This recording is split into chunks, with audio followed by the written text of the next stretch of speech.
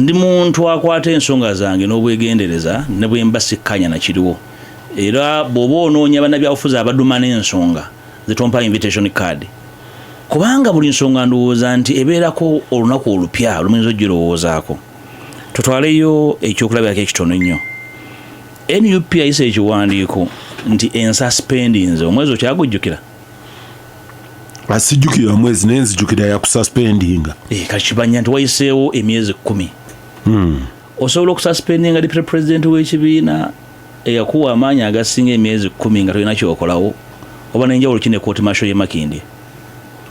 Nze ndowooza nti ekibiina kye nagezaako okuzimba n'okuwa obudde kiina ebigendererwa ebitali biwandiike.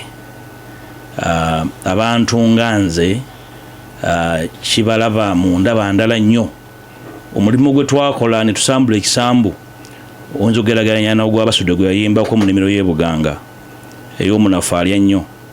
Ndowooza nti kya buntu bulamu abantu obutategeera bubi okubalekera omwagaanya batambuze kye batambuza. Tonsuubira kundaba nga ngenda mu lukiiko lwa NUP, nja kubeera mu lukiiko olw'opposition nesse olwa NUP nga lwa NUP ng'ekibiina. N'olwekyo ebigere byange byaseeseetuka dda era ndowooza nabo obutabaako kye bakola after 10 months nti you suspend somebody after 10 months n'osirika akola atya. Munnabyabufuzi omukulembeze alina constituency etali emu, sina constituency emu nti Nyendo Mukungwe, nti onkuumira awo ku bunkenke gwe bw'okola ebivvulu mbeera awo nkulinde ng'oli mu kwetooloola ova Masaka bw'ogenda e Ssingo bw'ogenda e Luweero to no consequence nga nkulinze nga ndi mu mbeera gye mbaddemu for more than 20 years consistently nga kyennwanirira nkimanyi.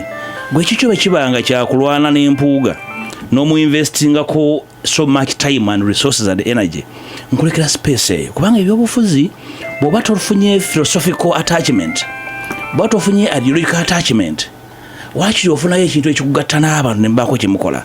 Ndowooza nti omwagaanya ogwo teguliiwo, n'olwekyo mikwano gyange abo mbagaliza birungi byereere.